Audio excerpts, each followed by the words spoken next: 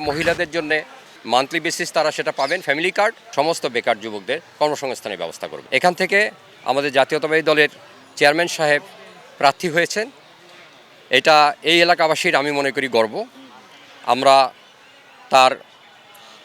তার এই এলাকায় দায়িত্বপ্রাপ্ত হিসেবে কাজ করতেছি। আজকে আমাদের এই টিমে 175 জন লোক কাজ করবে এই নর্থ বনানীতে।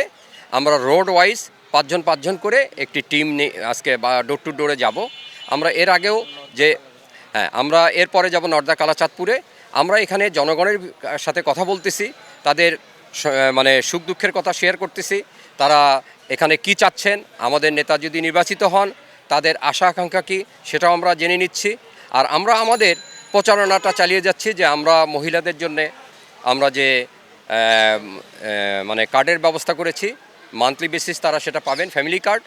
তারপরে তারা যে স্বাস্থ্য সচেতনতার জন্য হেলথ কার্ড পাবেন। জনগণ আসলে এখানে তারা চাচ্ছেন যে একটা পরিষ্কার পরিচ্ছন্ন শহর চায় এবং বাচ্চাদের লেখাপড়ার এখানে এই এরিয়াতে আমরা স্কুলে কথা বললাম গার্জিয়ানদের সাথে, তারা তাদের নিরাপদ যাতায়াতের ব্যবস্থা করতে চায়, যে তাদের সন্তানরা যে স্কুলে যাওয়া আসা করবে তারা যেন, বিশেষ করে মহিলারা বলতেছিল যে তারা যেন কোনো নির্যাতনের শিকার না হন, ইফটিসিংয়ের শিকার না হন স্কুলের ক্ষেত্রে।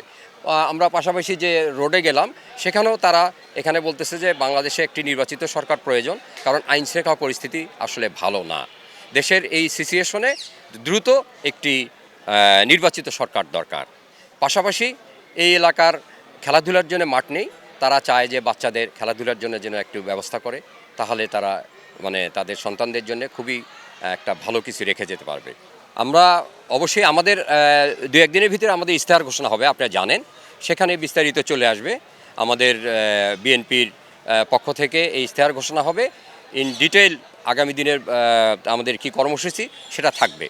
এখানকার জনগণ দীর্ঘদিন যাবৎ ভোট দিতে পারেন না, তারা এবার খুবই আশাবাদী, তারা এবার খুবই মানে আনন্দমুখর পরিবেশে আছে যে আমরা এবার ভোটাধিকার প্রয়োগ করতে পারবো। কারণ দীর্ঘ 17 বছর তারা ভোট দিতে পারেন নাই, 3টি সংসদ নির্বাচনে তারা সঠিকভাবে ভোট দিতে পারেন নাই। এবার ইনশাল্লাহ সবাই বলতেছে তারা ভোট দিতে যাবেন। আমরা তরুণদের কাছেও আমরা যখন লিফলেট দিয়েছি তখন তাদের কাছে অনেক কোশ্চেনের সম্মুখীন হয়েছি। তারা বলেছে আপনারা আমাদের সম্পর্কে ভবিষ্যৎ পরিকল্পনা কী।